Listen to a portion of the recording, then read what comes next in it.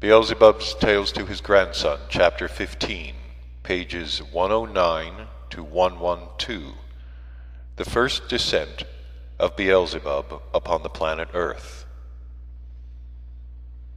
Upon that planet Earth, Beelzebub began to relate, I descended for the first time on account of a young being of our tribe who had had the misfortune to become deeply involved with a three-brained being there, as a consequence of which he had got himself mixed up in a very stupid affair. There once came to my house on the planet Mars a number of beings of our tribe, also dwelling there on Mars, with the following request. They told me that one of their young kinsmen, 350 Martian years before, had migrated to exist on the planet Earth, and that a very disagreeable incident for all of us, his kinsmen, had recently occurred to him there. They told me further, we, his kinsmen, both those existing there on the planet Earth and those existing here on the planet Mars, intended at first to deal with the unpleasant incident ourselves, with our own resources. But, notwithstanding all our efforts and the measures we have adopted, we have been unable so far to accomplish anything. And being now finally convinced that we are unable to settle this unpleasant affair by ourselves independently, we venture to trouble you, your right reverence, and urgently beseech you to be so kind as not to withhold from us your wise advice how we may find a way out of our unhappy situation. They told me further in detail in what the misfortune which had befallen them consisted. From all they told me, I saw that the incident was disagreeable, not only from this young being's kinsman, but that it might also prove disagreeable for the beings of all our tribe. So I could not help deciding at once to undertake to help them to settle this difficulty of theirs. At first I tried to help them while remaining on the planet Mars, but when I became certain that it would be impossible to do anything effective from the planet Mars, I decided to descend to the planet Earth, and there, on the spot, to find some way out. The next day, after this decision of mine, I took with me everything necessary which I had at hand and flew there on the ship Occasion. I may remind you that the ship Occasion was the ship on which all the beings of our tribe were transported to that solar system, and as I've already told you, it was left there for the use of the beings of our tribe for the purpose of interplanetary communication.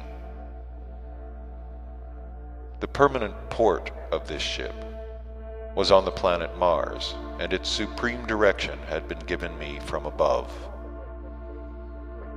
Thus it was on this same ship Occasion that I made my first descent to the planet Earth. Our ship landed on this first visit of mine on the shores of just that continent which during the second catastrophe to this planet disappeared entirely from its surface. This continent was called Atlantis, and most of the three-brained beings, and likewise most of the beings of our tribe, then existed only upon it. Having descended, I went straight from the ship Occasion to the city named Samlios, situated on the said continent, where that unfortunate being of our tribe, who was the cause of this descent of mine, had the place of his existence. The city Samlios was then a very large city, and was the capital of the largest community then on the planet Earth. In this same city, the head of this large community existed, who was called King Apolis. And it was with just this same King Apolis that our young, inexperienced countrymen had become involved. It was in this city of Samlios itself that I learned all the details of this affair. I learned, namely, that before this incident, our unfortunate countrymen had for some reason been on friendly terms with this King Apolis, and was often at his house.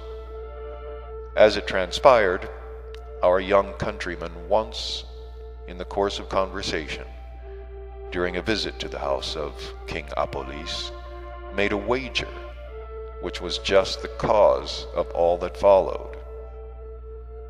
You must first of all know that both the community of which King Apolis was the head and the city of Samlios, where he existed, were at that period the greatest and richest of all the communities and cities then existing on the earth. For the upkeep of all this wealth and grandeur, King Apolis certainly needed both a great deal of what is called money and a great deal of labor from the ordinary beings of that community. It is necessary to premise just here that at the period of my first descent in person onto this planet, the organ Kundabuffer was no longer in the three-brained beings who interest you. And it was only in some of the three-brained beings there that various consequences of the properties of that, for them, maleficent organ had already begun to be crystallized. In the period to which this tale of mine refers, one of the consequences of the properties of this organ, which had already been thoroughly crystallized in a number of beings there, was that the consequence of the property which, while the organ Kundabuffer itself was still functioning in them, had enabled them very easily and without any remorse of conscience not to carry out voluntarily any duties taken upon themselves or given them by a superior.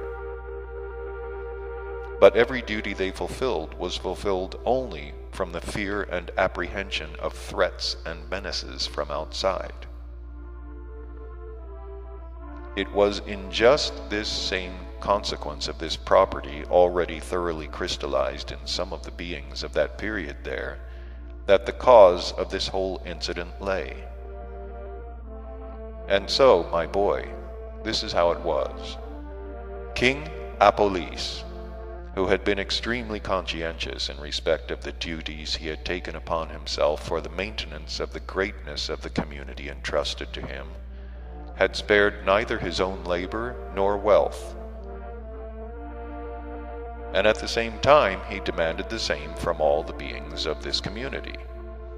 But, as I've already said, the mentioned consequences of the organ Kundabuffer, having by that time been thoroughly crystallized in certain of his subjects, he had to employ every possible kind of threat and menace in order to extract from everybody all that was required for the greatness of the community entrusted to him. His methods were so varied and at the same time so reasonable that even those of his subjects' beings, in whom the said consequences had already been crystallized, could not help respecting him, although they added to his name, of course, behind his back, the nickname Arch Cunning. And so, my boy, these means by which King Apolis then obtained what was necessary from his subjects for the maintenance of the greatness of the community entrusted to him, seemed to our young countryman, for some reason or other, unjust.